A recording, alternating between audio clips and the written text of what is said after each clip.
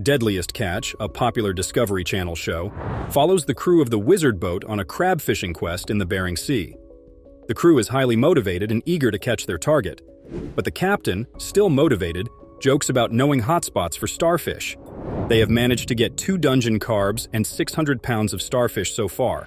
However, when the cage is returned blank, it is not fun for anyone. Jacob, who is ambitious and wants to become a captain, is demoted by Captain Keith. Jacob complains about their work and the lack of value they have caught. The team is about to catch some crabs, and Captain Keith needs to check the tank's condition. Monty, the relief captain, checks out the crabs while Jacob tries to help him. Jacob agrees that it was good, because it was far away from where the captain was, and doesn't blame him for what happened. Keith then heads to the remaining crew and informs them that Jacob is no longer part of the team. He then goes back to driving, complaining about not having a pleasant morning recently. The workload seems to have increased by 25%, so every members. The second pot released into the ocean came back up, filled with crabs. The crew couldn't stop smiling because of the excitement. As the weather changed, Keith told the crew to move the pots to a different place to be safer, but Jacob assured them that the knot would hold the pots down well. Surprisingly, the knots worked well and saved the pots, so they decided to trust him.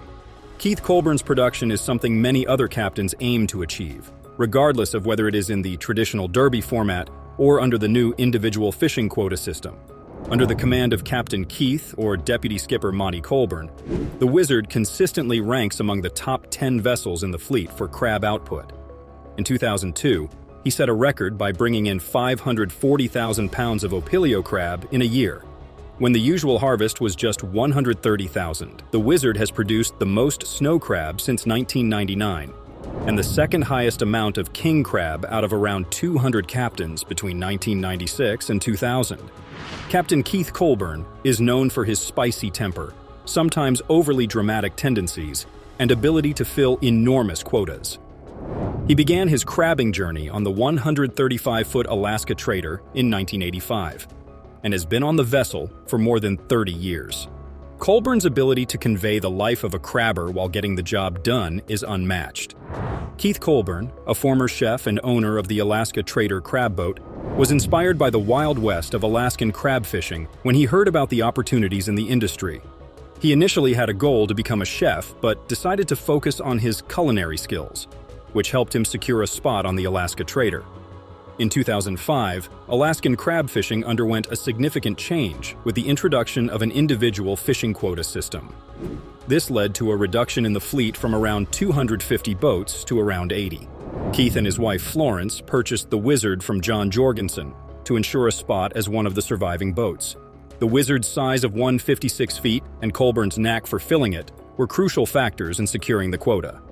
Monty Colburn, the relief captain, joined Keith aboard the Wizard in 1988 as a full-share deckhand. He earned his Coast Guard mate's license in 1992 and upgraded to a master's in 1995.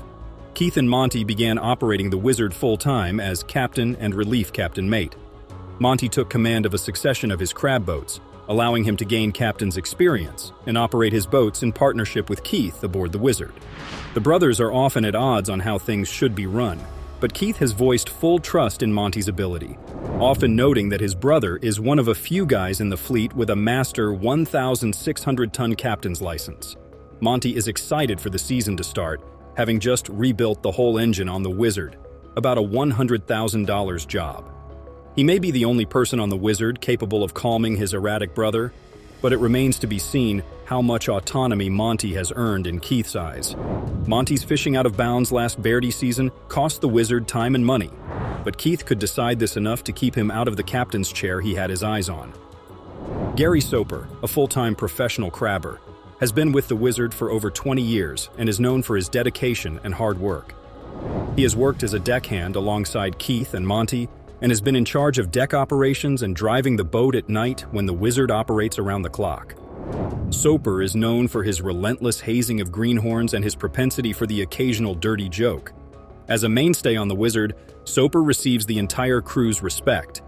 Kelvin Stafford, an ambitious young deckhand with experience in other fisheries, has joined Keith's crew and has quickly gained recognition for his quick learning of crabbing mechanics.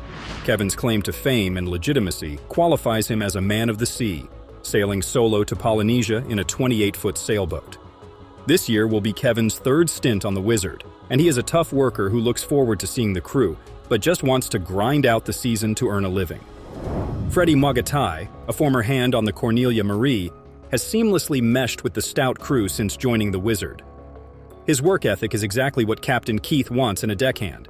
Though Freddie is not a no-nonsense guy himself, he brings positive energy to the Wizard crew, embodied by his cod bloodbath ritual at the season's start, and the mohawk haircuts he gives his fellow deckhands for good luck. Freddie wears his emotions on his sleeve, and his attitude is a good barometer for the mood on deck. Roger Schlosstein, a greenhorn, joined the Wizard as a greenhorn during the record-setting 2012 Opies season and quickly proved himself a self-motivator on deck. He earned a coveted Wizard jacket at the end of the season, a sign that Keith sees Roger as a long-term guy for his company. With the ability to work the rail, count crabs, and help in the engine room, Roger has earned the full respect of the crew over the past 2 years. Last summer, Roger spent 2 months with Lenny and the mechanics on the Wizard rebuilding the engine. As Lenny ages, Roger wants to learn more and eventually take over when the veteran retires. Captain Keith Colburn built $1 million business out of his final $50, developing the Wizard into one of the most powerful vessels in the fleet during World War II. Some costs come with every win and every sacrifice. What do you think about the Wizard ship's capabilities? Let us know your thoughts in the comment section below, and don't forget to like, share, and subscribe for more videos like this.